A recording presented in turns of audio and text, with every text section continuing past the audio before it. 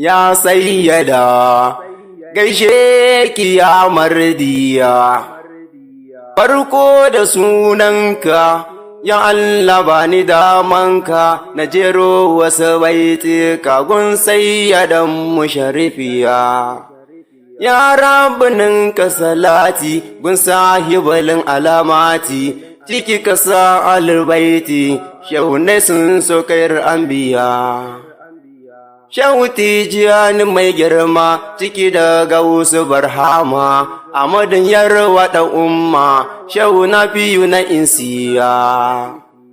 Salamu alaiki mai girma, salamu alaiki mai rahama, salamu alaiki ya Fadima, salamu zuriya.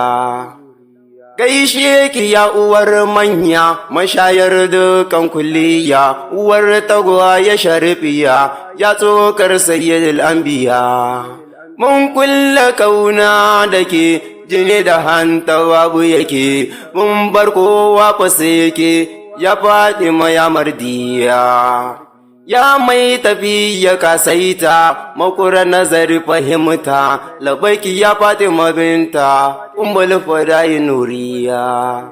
Ya arzikin dukan kulliya, uwa gatan su anbiya, tinkahon kansu da samaniya, asalin ki gaibuce madaniya. Ya mai lisanul kudusi, cire mani dukan wasu wasi, ki ƙara mani ikilasi, dan abban ki makiya.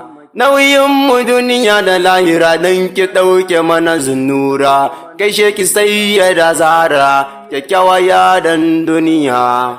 Ma'asalam naki na rasulu, mai san ki yar jamalu, ki ƙara mana kamalu, dadin bege naki nuriya.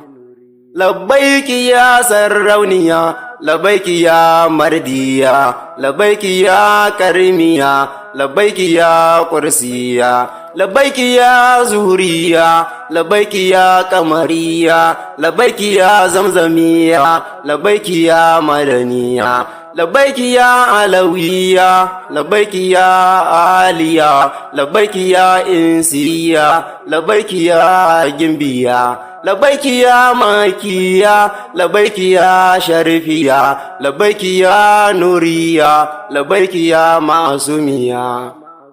Labbaiki ya umalan sharafa, labbaiki ya bakureshiya, labbaiki ya hamshakiya, sautul shu'ara ne kairiya, daga zawiyar shehu Hassan Saifullah.